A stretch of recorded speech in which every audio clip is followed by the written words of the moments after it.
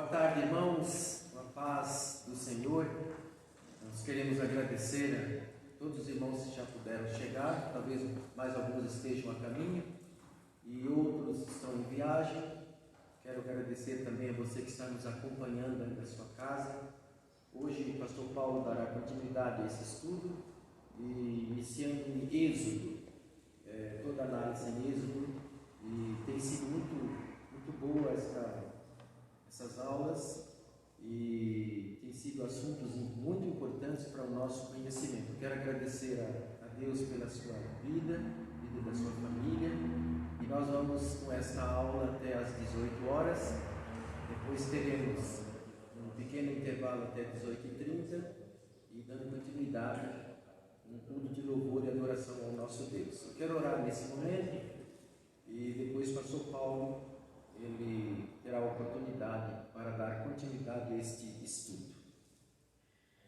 Santo e eterno Deus, obrigado por essa tarde que tem nos concedido, obrigado por esse dia todo, obrigado a Deus por esse dia tão lindo que tens dado a nós, obrigado a Deus pela saúde de cada um, obrigado também a Deus pelas enfermidades, por aqueles momentos, ó Deus, trabalhosos, pois a Tua Palavra nos diz que em tudo devemos dar graças, porque são experiências, são momentos que permites nas nossas vidas para que busquemos mais ao Senhor. Por isso, ó Deus, em tudo nós crescemos e nos fortalecemos.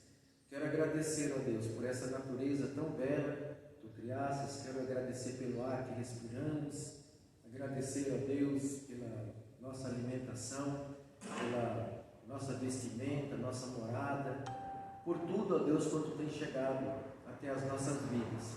E agradecer muito mais, ó Deus, pela salvação eterna, segura na pessoa de Jesus Cristo, pela Tua misericórdia, pela Tua grande compaixão. Muito obrigado, ó Deus, por esse privilégio maravilhoso de conhecermos da Tua Palavra, Senhor. Ela sempre tem sido tão oportuna, ela tem sido tão importante, ela norteia nossas vidas, nossas decisões, ela nos traz o Teu grande poder da soberania, o Teu plano maravilhoso sobre as nossas vidas. Muito obrigado, Senhor. Quero agradecer pela vida do pastor Paulo, que tem nos ministrado esses estudos tão importantes, ó Deus. Continue, ó Deus, a cuidar dele, da esposa, de toda a família, e que assim, ó Deus, prossigamos juntos para aquilo que tens nos separado, ó Deus, no ministério pastoral. Muito obrigado, ó Deus, por todas as vidas que agora estão nos acompanhando. Ajuda cada um, ó Deus, nas suas necessidades. Vencer, ó Deus, por cada um, nesse momento, onde eles estão. Nós oramos, ó Deus, agradecido em nome de Jesus. Amém. Que Deus abençoe o pastor Paulo com oportunidade.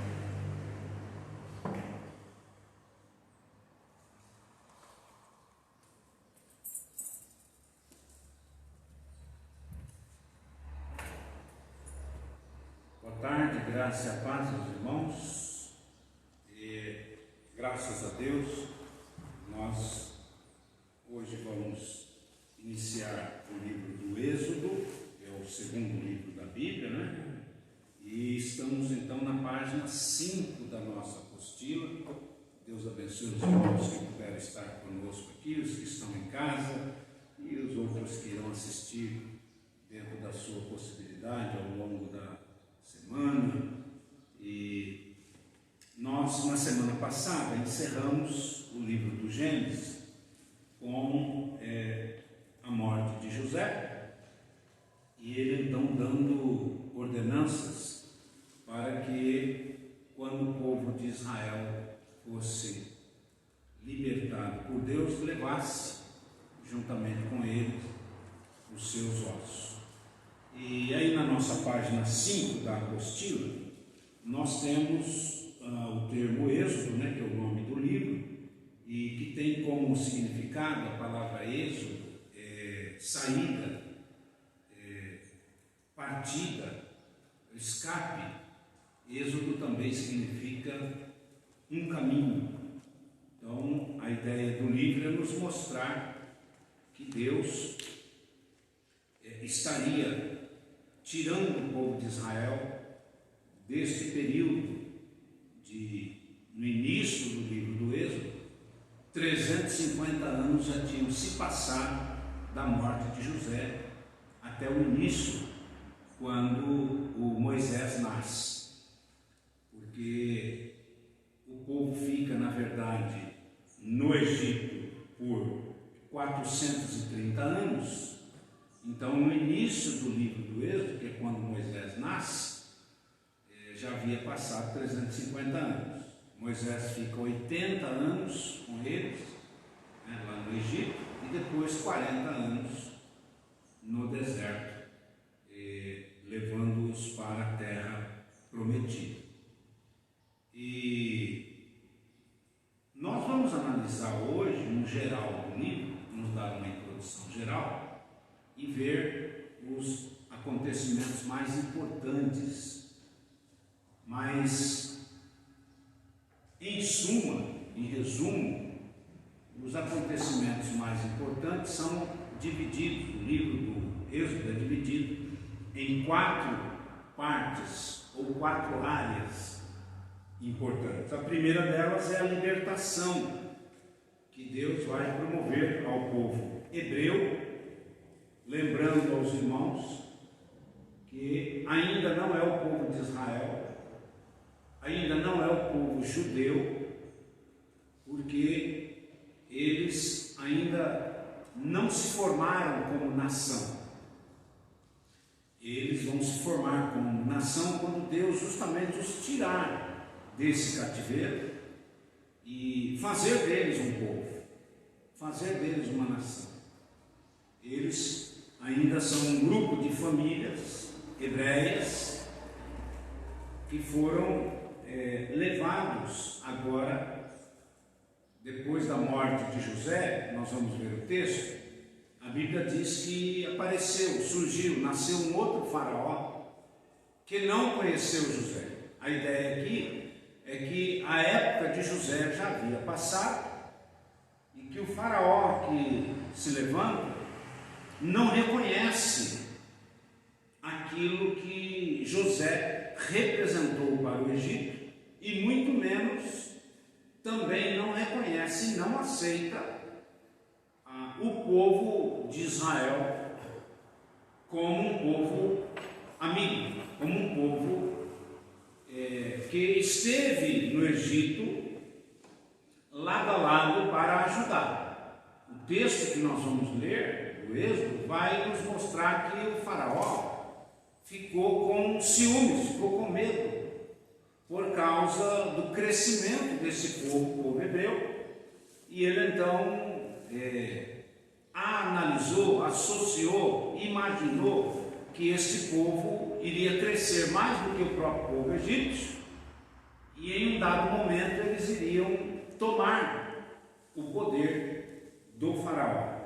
E então o primeiro grande acontecimento do livro é Deus libertando o povo de Israel desses 430 anos de opressão. E de fato, principalmente nos últimos 50 anos que o povo de Israel passa no Egito, período que Moisés nasce, em que ele vai ser criado pela filha do faraó, o faraó oprime o povo de Israel. E não só o povo de Israel, outros povos também estavam cativos no Egito. O Egito, nesta época, é a 13ª dinastia de 33, e eles, os líderes do povo egípcio, principalmente o faraó, eles entendem que há uma ameaça muito grande contra os seus vassalos, contra aqueles que eles estavam dominando, e eles vão apertar o cerco. Eles vão diminuir a liberdade daqueles que estão cativos no Egito, fazendo-os trabalhar forçosamente. O povo de Israel sente este peso, este aumento de obrigações, e passa então a clamar a Deus para se cumprir aquilo que Abraão, Isaque e Jacó ou José havia dito. Deus ouve o clamor do povo e os liberta. liberta do Egito. Essa é a primeira grande área que nós vamos analisar no livro do Êxodo. Depois, o segundo grande acontecimento é o estabelecimento de Deus com o povo sobre o pacto em que Deus faz com o povo de Israel. Então Deus os tira do Egito, como nós vamos ver, e no deserto, antes de instituir a lei, Deus faz um pacto com esse povo, mostrando a eles o cuidado, o amor, a misericórdia que Deus teve para com eles por causa das promessas que Deus já havia feito a Abraão, a Isaac e a Jacó. E Deus escolhe Israel como um povo que deveria então ser um povo separado das demais nações para representar Deus. Então esse pacto entre Deus e Israel fica conhecido na Bíblia como o pacto do Deus que escolhe um povo para ser um povo santo. Depois nós temos a terceiro acontecimento importante, é a instituição da lei. Deus vai disciplinar esse povo durante 40 anos no deserto com a lei. E por último, Deus estabelece para o povo de Israel o tabernáculo, o local de culto. Nós vamos observar que até a construção do tabernáculo eram as famílias, eram os líderes, eram os chamados pais das tribos que sacrificavam em nome da sua família e cultuavam a Deus. A partir do estabelecimento do tabernáculo, aí somente os levitas, os sacerdotes, que poderiam, no próprio tabernáculo, que era montado e desmontado, oferecer sacrifícios, e o culto era realizado a partir dos utensílios do tabernáculo. Tudo bem? Então nós vamos ler Êxodo, capítulo de número 1, alguns versículos, para podermos entender o que é que está acontecendo aqui. E nós vamos ler a partir do verso de número 6, Êxodo 6, 1.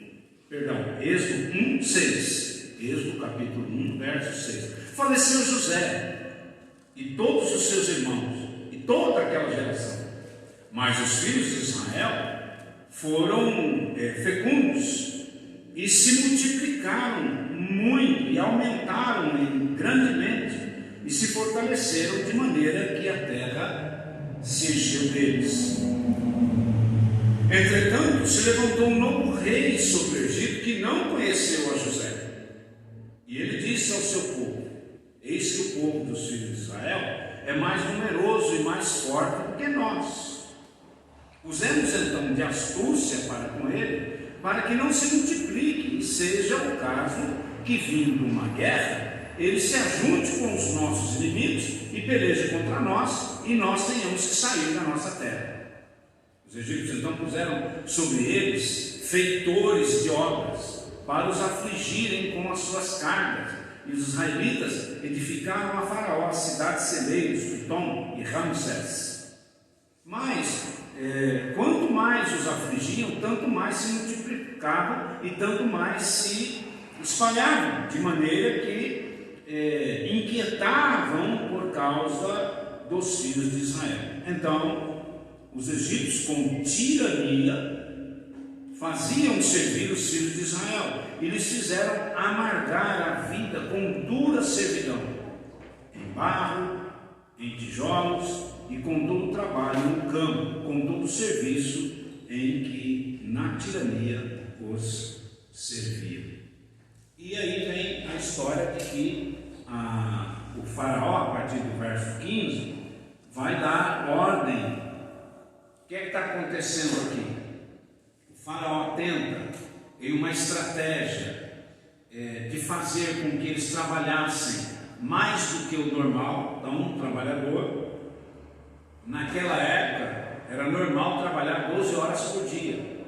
O que é que fez o faraó? Aumentou essa carga horária para 16, 18, 20 horas, e diminuiu a própria alimentação do povo de Israel, diminuiu as condições mínimas que eles já tinham, de maneira que eles passaram a sofrer demais. Não tendo resultado, na verdade o efeito foi o contrário. Quanto mais o faraó apertava o povo, mais Israel se multiplicava. Ele tem um plano B. Qual é o plano B?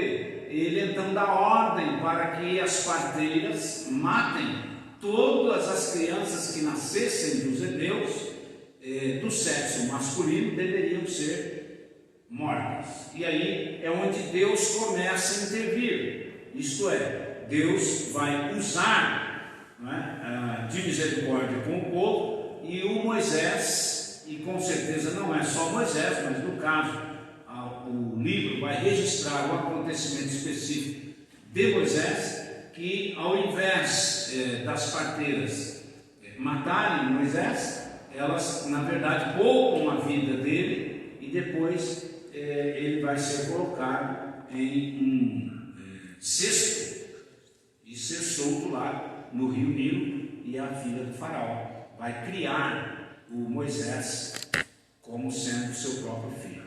Apenas um detalhe para nós continuarmos aqui na apostila: o nome Moisés é um nome egípcio.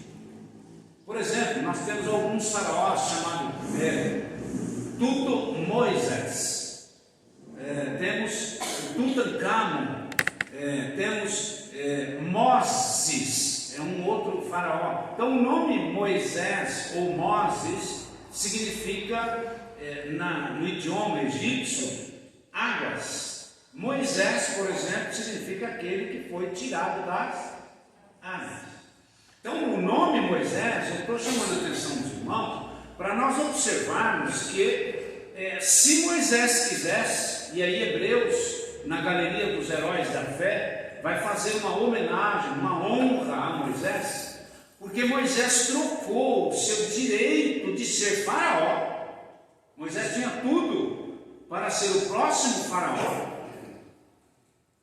mas ele preferiu deixar toda a luxúria, toda a posição que ele teria como faraó no Egito, para sofrer com seus compatriotas no deserto, sem o título de faraó. Mas Moisés era, dentro da linhagem egípcia, ele seria com certeza um faraó. Então, aí na página 5, nós temos aí a vida de Moisés. Moisés é filho de Arão, com Joquebede, está em Êxodo 6:20, e há 3 períodos bem distintos na vida de Moisés, de 40 anos.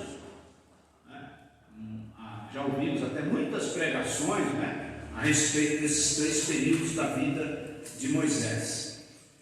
Os seus primeiros 40 anos, ele passa lá no palácio, junto com a filha do faraó, e ele é instruído, segundo o próprio livro do Êxodo.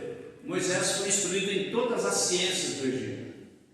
Moisés adquiriu conhecimento e teve todos os títulos possíveis na área de conhecimento administrativo, filosófico, matemático, e vai por aí afora. Moisés era um homem muito culto, muito sábio. Moisés entendia de todos os assuntos pertinentes ao que diz respeito ao Egito e ao mundo da época.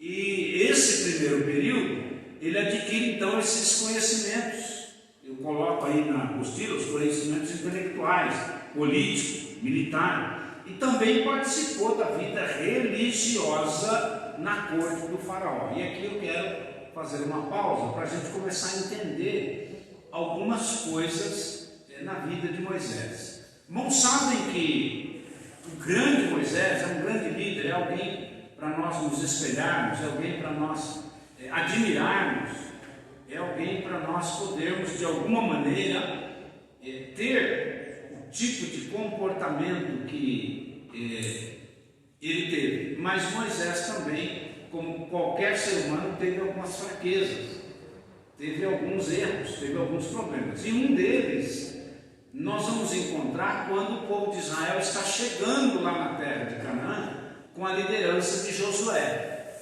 E essa fraqueza de Moisés que eu vou mencionar, os irmãos vão entender, vão lembrar por que ele fez isso. Isso não é muito comentado, mas está na Escritura e é real. Moisés era contra a circuncisão. Moisés não circuncidou seus 2 filhos. Quem circuncidou foi sua esposa Zípora, por causa de Deus ter parado eles em uma estalagem. E durante a trajetória de 40 anos de liderança no deserto, nenhum judeu sob a liderança de Moisés foi circuncidado. E a circuncisão era um pacto que Deus já havia firmado com Abraão lá no capítulo 17 do Gênesis. E era para ter dado continuidade. Mas por causa dessa cultura religiosa que Moisés teve com participação lá no Egito, ele era contra a circuncisão. E eu estou 5.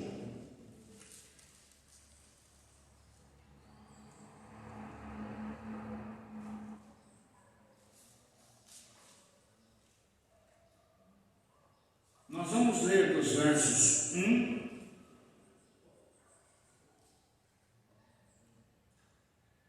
até o verso 8, Josué 5, do 1 ao 8, para entendermos por que está havendo essa circuncisão aqui em Josué.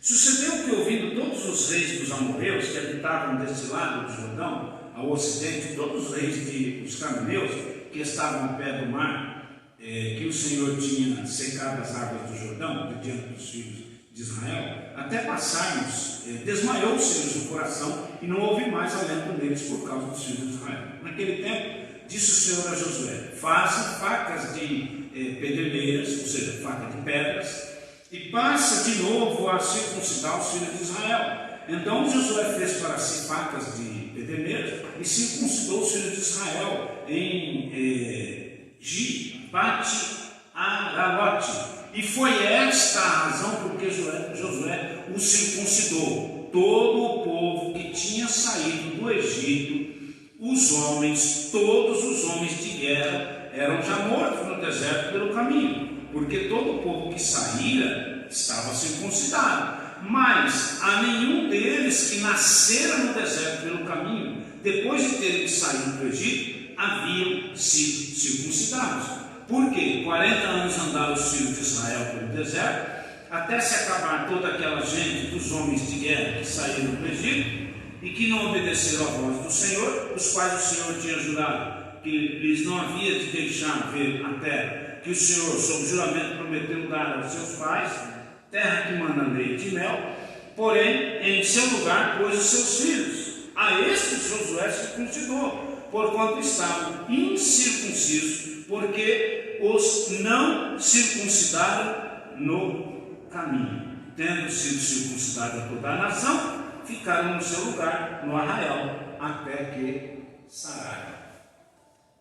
Então, por causa de Moisés não ter circuncidado o povo durante esses 40 anos, quando eles foram entrar na terra, foi necessário que eles então se circuncidassem. Isto é, o Josué teve que circuncidar o seu povo para que eles pudessem entrar na terra do Egito. E depois nós vamos ver no desenvolver do livro do Êxodo que o Josué de fato era contra a circuncisão, a ponto da esposa dele, a Zípora, ter circuncidado os seus 2 filhos. Tá certo? Então, a primeira fase de Moisés e do povo de Israel no Egito são esses 40 anos, onde Deus, sem que nós pudéssemos perceber, e hoje nós percebemos por causa da Escritura, na verdade Deus está preparando o Moisés quando ele vai morar com a filha do faraó, quando ele é adotado pela filha do faraó, Deus está preparando Moisés dentro da sua condição intelectual para poder ser um grande líder, para levar depois o povo de Deus para Canaã. Certo? O segundo período é um período de 40 anos que ele passa no exílio. Ele mata um egípcio, começa a ter muita contenda, muita briga, muita discórdia entre egípcios e hebreus, e havia lá uma discussão entre dois hebreus. O egípcio entra no meio para tentar intervir. Moisés não aceita a intervenção do egípcio, mata esse homem, e aí a notícia se espalha. E ele é obrigado a fugir, ele sai fugido do Egito, e ele vai para as terras de Midian.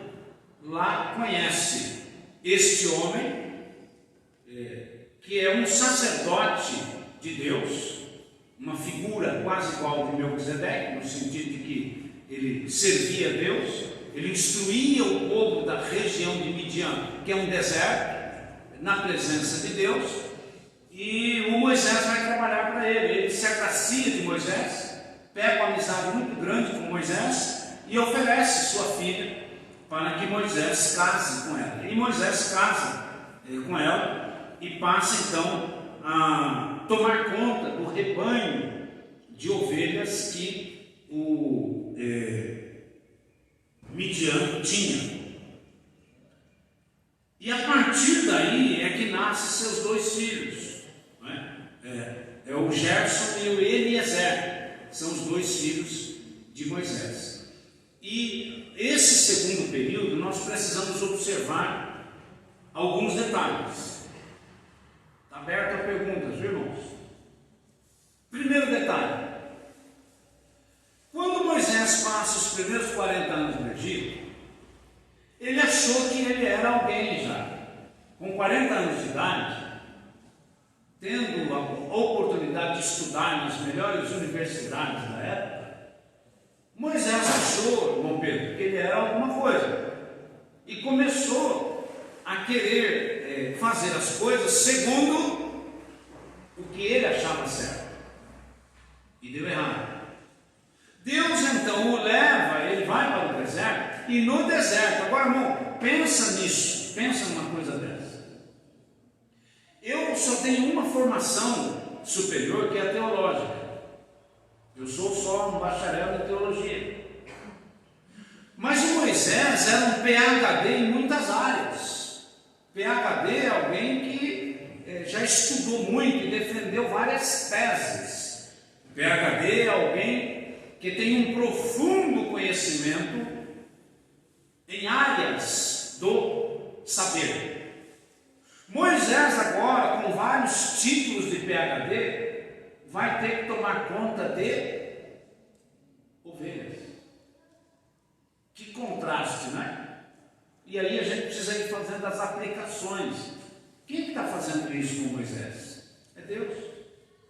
Por quê? Porque os nossos títulos não têm valor nenhum se nós não estivermos submetidos à vontade de Deus, à presença de Deus, a ordem de Deus.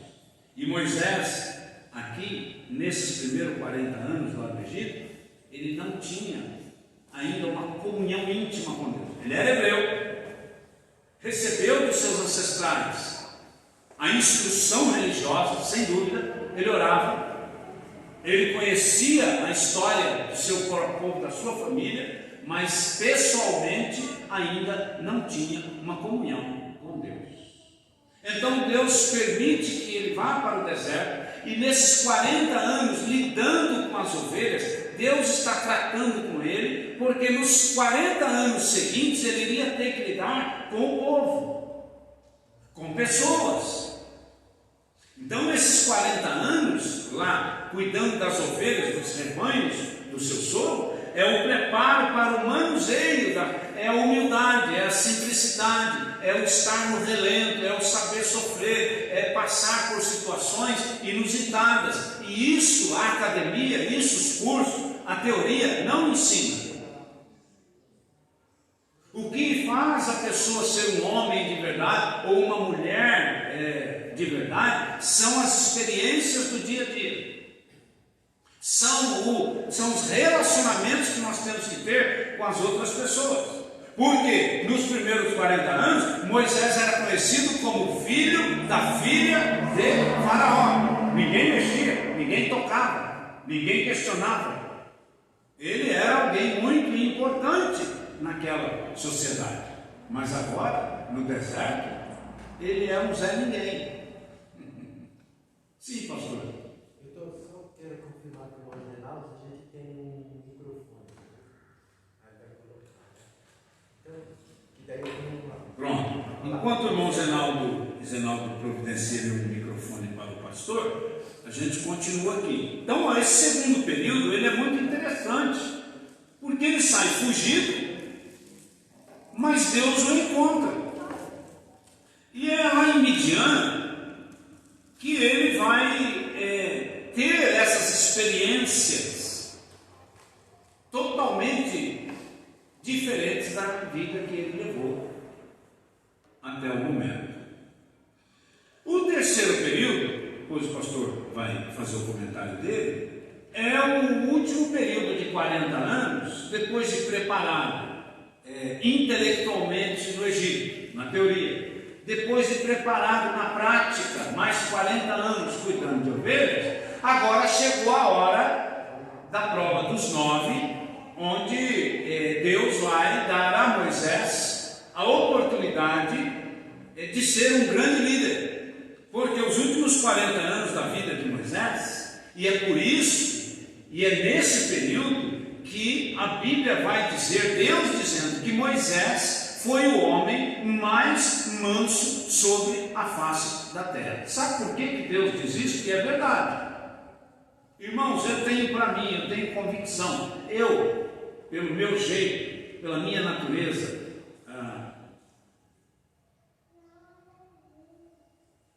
pelo que eu sou, pelo que eu sinto, eu tenho certeza que eu não suportaria liderar este povo de Israel durante 5 anos, quanto mais 40 anos.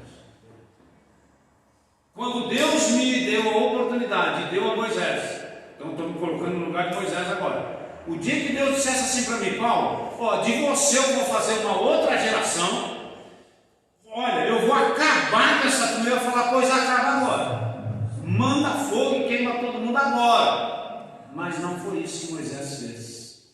Moisés entendeu a fraqueza do povo, a indisciplina do povo, mas ele no seu coração dizia, mas é o meu povo, são meus irmãos, são descendentes do velho Abraão, do Isaac, do Jacó, e eu não posso concordar que o Senhor destrua esse povo. Se for para o Senhor destruir eles, então isso é normal do livro da vida, porque eu vou ficar do lado deles, e dessa vez eu não vou ficar com o Senhor. Pastor Adolfo. Eu gostaria de fazer uma observação em 2 aspectos que eu achei importantes na vida de Moisés. Os primeiros 40 anos, aliás, antes de entrar nessa análise, primeiro o fato da idade. Não importa a idade, se achamos que temos pouco ou muita idade, o Senhor ele tem um plano e Ele quer nos usar. É Ele que nos prepara e nos usa da maneira que Ele vem entender. O outro destaque que eu faço é o preparo que Ele teve, que eu vejo em 2 aspectos.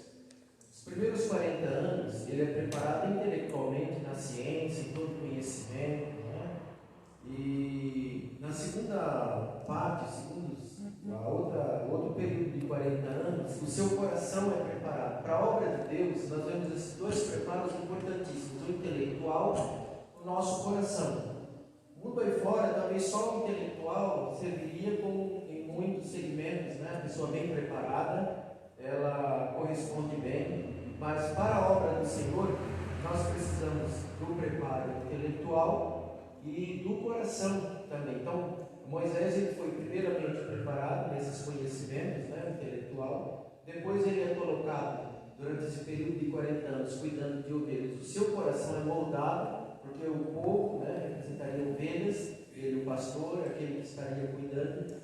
Então, Deus fez um preparo na vida dele, né, completo, intelectual e também no seu coração, para que ele pudesse, então, ser instrumento na saída do povo de lá do Egito, né, e assim os conduzir segundo a vontade do Senhor. Então, eu observei assim esses dois aspectos muito importantes relacionados à nossa obra, à obra de um obreiro, né, aquele que quer lidar com pessoas, seu preparo intelectual e seu preparo de coração também. Verdade, muito importante. E o pastor falando, eu me lembrei do apóstolo Paulo, que teve algo quase que semelhante, né? Paulo era fariseu de fariseu, instruído aos pés de Gamaliel, mas ainda não tinha tido uma experiência pessoal com Jesus. E depois que ele tem essa experiência do encontro com Jesus lá a caminho de Damasco, ele vai também preparar-se durante um outro tempo para poder voltar e começar a fazer a obra de Deus. Então, intelectualidade sem espiritualidade não resolve. E também a pessoa ser só espiritual e não ter conhecimento também não resolve, porque tem gente que espiritualiza tudo e não é assim. Então, veja a importância das várias etapas, né, e dos vários momentos nas nossas vidas. É necessário estudar, é necessário ter conhecimento, mas é necessário também ter um coração voltado a Deus, para que Deus possa então nos preparar espiritualmente para lidar com a igreja, com o povo de Deus. A tradução aqui do povo de Moisés para nós hoje é a igreja, é o povo de Deus. Então pode ser que a gente tem muita gente na igreja, em todas as denominações, e com certeza na Batista também tem pessoas que é muito intelectual, mas não tem um relacionamento espiritual com o povo, e aí não consegue ser um pastor à altura, né? O outro pode ser demasiadamente espiritual, mas pode não ter a facilidade da intelectualidade, até se formou e tal, mas não tem a desenvoltura para a pregação, para o ensino, e aí também não adianta. Então veja que é um conjunto de coisas, um conjunto de condições para que a pessoa possa liderar o povo de Deus. Amém? Pronto, então nesse terceiro período, que é o último, ele volta lá agora de Midian, e veja que ele sai solteiro, volta casado, volta com a família, e quando ele volta, a coisa está terrível no Egito. Por quê? Porque é a época da maior opressão sobre o povo hebreu. O faraó já está zangado por causa do acontecimento, o tempo passou, mas eles não esqueceram. E quando Moisés volta, a coisa está terrivelmente ruim para o povo de Israel. Mas Deus então tem o chamado. E Deus chama Moisés, e nós conhecemos o episódio da sarça ardente, né? E aquela coisa toda. E Deus diz a ele: eu estou te separando agora, estou te chamando agora para você ser o líder desse povo, e você, sob a sua liderança, esse povo vai sair daqui do Egito. E veja, irmãos, como é a vida, como são as coisas. O Novo Testamento vai mostrar muitas coisas comparativamente com o Antigo Testamento. Por exemplo, Jesus disse assim, em uma situação, Jesus chegou para um jovem e disse assim: você vem e segue-me. Aquele não queria ir, mas Jesus foi e chamou ele que não queria ir. E o outro que quis ir, Jesus disse para ele: olha, eu acho que você não está entendendo o que é me seguir. Você está querendo me seguir, mas você sabe o que é me seguir? Me seguir significa não ter um lugar onde repousar à noite. Me seguir significa ser perseguido pelo Império Romano. Me seguir significa você ser processado pelos irmãos judeus religiosos. Me seguir significa ser pessoa não grata. Você tem certeza que você está apto a me seguir? E aí a gente vai ver que nem todos estavam. Então, quando Deus chama o Moisés, ele vai dizer o que para Deus? Quem lembra? Envia quem tiver que enviar, menos a mim. Eu não estou capacitado. eu tenho a língua presa, a língua pesada. Alguns dizem que ele era gago, outros dizem que ele era mesmo uma pessoa rude, e para nós também não vai alterar nada se ele era gago ou se ele tinha sua índole, né? Sua personalidade muito forte. Eu prefiro crer que Moisés tinha uma personalidade muito forte e que Deus foi tratando com ele aos poucos até ele se tornar o homem mais manso. Mas ele vai rejeitar, ele vai dizer: não, senhor, mandarão, meu irmão, eu não tenho condição. Veja só, normalmente é assim: aquele que não quer é o que é capaz, é o que tem capacidade vinda da parte de Deus, e a pessoa foge, a pessoa não quer. Por exemplo, o André nunca quer as coisas assim, no sentido de: André, estou te expondo aqui, mas é para a glória do nome de Jesus, meu filho, porque eu estou achando que você vai ser pastor, quer queira você ou não, estou achando que uma hora Deus te pega na curva que nem me pegou e você vai ser pastor. Então o André é uma pessoa capacitada, inteligente, a gente conversa, sabe, vê, percebe, mas pode observar, não é só ele não, toda pessoa que tem tipo de temperamento, de personalidade, né, como o irmão André, foge, não quer. E não está errado fugir, não está errado, irmãos, dizer eu não quero. Eu já disse muitas vezes ao próprio Deus: eu não quero. Eu demorei mais de 25 anos para me deixar ser consagrado pastor. Nas Assembleias de Deus, eu sempre fugia. Nas convenções, meu nome era levado desde 1987 e eu fugia. Muitas vezes eu nem ia na convenção, porque eu entendia que eu não tinha qualificação, eu não tinha capacidade para ser pastor. Até o dia que Deus me pegou na curva, aí não tem como. Ó, irmão, a gente pode fugir da convenção, viu, André? Você pode fugir da convenção, você pode fugir do seu sogro, você pode fugir da assembleia aqui da igreja e dizer não, mas quando a igreja começar a orar, quando alguns irmãos começarem a pedir que Deus te levante, se for a vontade de Deus para ser pastor, aí não tem como fugir. Então, eu dei esse exemplo pela amizade com o irmão André, mas isso aconteceu com Moisés. E eu estou chamando a atenção para que a gente veja. Pode observar, aquelas pessoas que são muito atiradas, que sempre quer, e que sempre está disposto, e que faz tudo, quando você vai ver, o tudo que ele faz não sai muito bem, não. Sabe, inclusive na empresa, pode observar, o indivíduo que é funileiro, que é mecânico, que é eletricista, que eu sei lá, as profissões que tem na oficina mecânica, tem um monte. O cara que faz tudo, na verdade, ele é mecânico, não é mecânico. Por quê? Porque cada um de nós temos que ter uma área de concentração. Por exemplo, minha área era de ensino. Eu posso fazer até algumas pregações, mas não sou um grande pregador. Mas na área de ensino eu posso. Eu procuro me esforçar, eu estudo. Agora, se me pedir para cantar um hino, vocês vão sair daqui correndo, porque eu não sei cantar.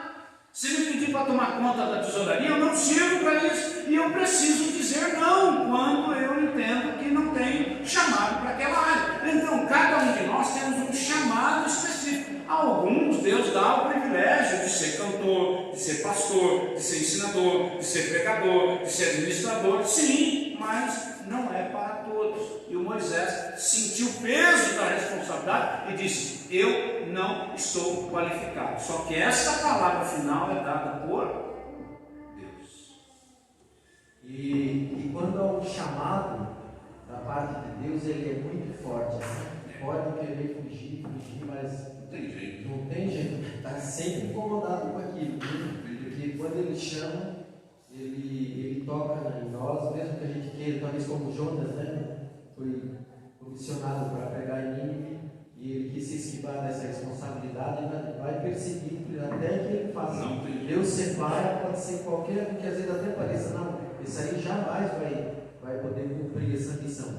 Mas se Deus preparar, ele vai cumprir. Vai ser incomodado e vai chegar aquele momento que ele não vai poder resistir. Depois de muito tempo, o pastor me chamou na sala pastoral. Nunca tinha entrado na sala pastoral. E o pastor me chamou e falou: vocês têm uma conversa muito séria. Pois não, pastor. Na Assembleia de Deus tem o ofício de presbítero, né? A função de presbítero, eu era presbítero. E o pastor falou: escuta, eu quero saber de você o seguinte: por que você não não aceita o cargo de pastor? Tem algum problema? Você tem algum problema pessoal? Não. Você tem algum problema na família? Porque eu já conversei com a minha família, então não tem problema. Tem algum problema? Não. Qual é o problema? É porque eu sei o que é ser pastor. Eu não quero ser, porque eu sei o que é ser pastor. E por saber, no momento eu entendo que eu não tenho capacidade para isso e fugi mais uma vez. Mas aí chegou o tempo e não teve como fugir. Então é isso. A gente foge, é um direito de dizer não. Ninguém é obrigado a... Não se pode aceitar no cargo por força, não pode. Mas chega um momento que Deus trabalha com a gente de tal maneira que não tem para onde fugir.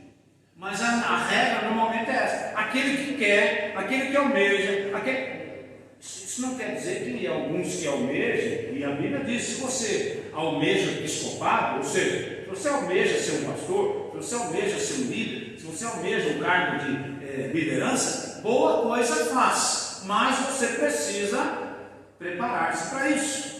Então, mas em via de regra, aquele que quer e que força e tal, não consegue ser de fato um líder ou um bom pastor, um bom líder. E aquele que não quer, mas tem a responsabilidade, sabe o peso do que é ser um líder, este não aceita momentaneamente, mas chega um momento que Deus o laça e não tem mais o que fazer.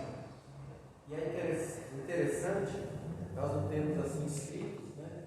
Mas como não deve ter sido lá na vida de Moisés com a esposa, com os filhos, né? Quando ele percebeu ser destinado a ser instrumento para tirar o povo de lá do Egito, talvez aqueles comentários da própria família, né? Mas você está tão tranquilo cuidando desse rebanho aqui das ovelhas, você vai para lá, olha, tem homens de guerra, lá é violento, o povo lá já está sofrendo bastante. Você sabe que não é coisa assim. Para que agora você procurar problemas? Está tão tranquilo aqui, você já não saiu de lá, agora você vai voltar para lá. Mas aquilo que é chamado não vai enfrentar, né?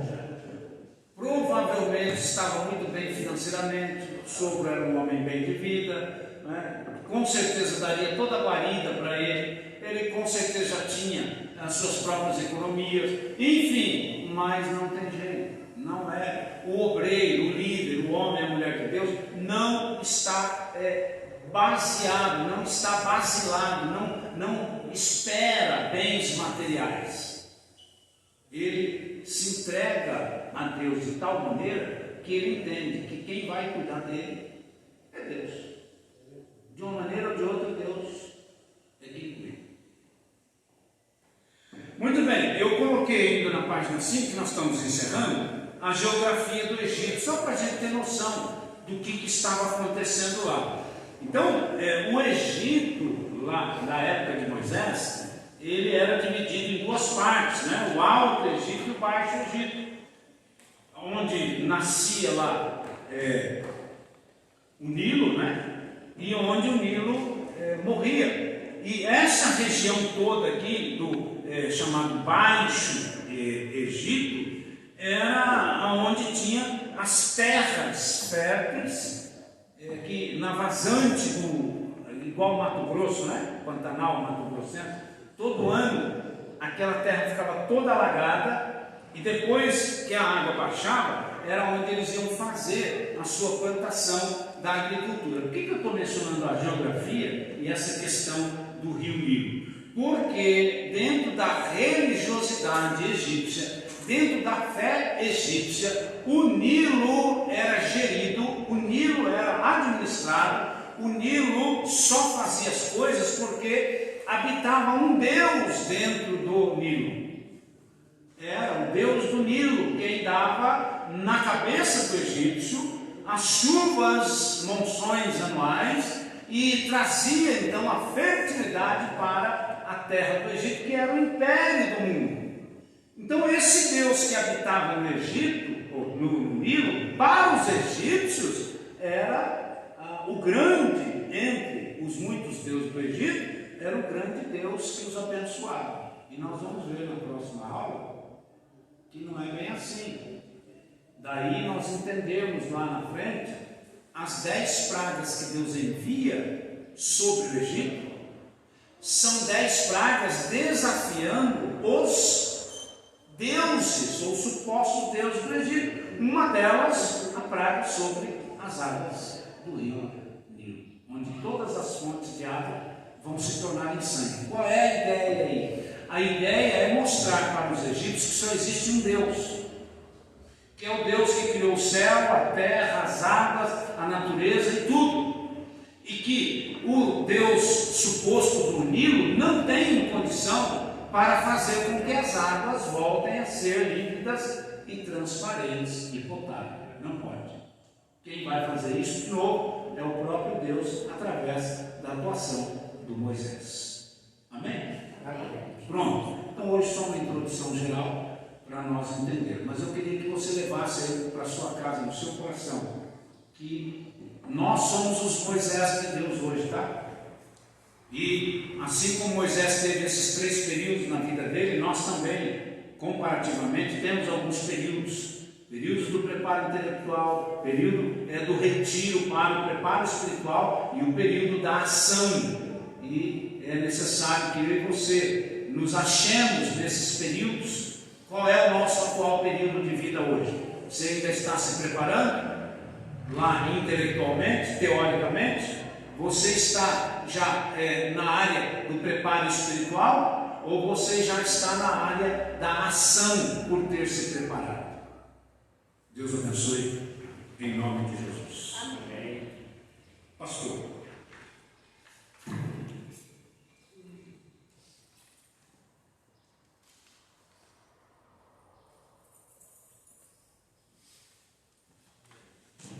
Irmãos, estamos finalizando então essa parte.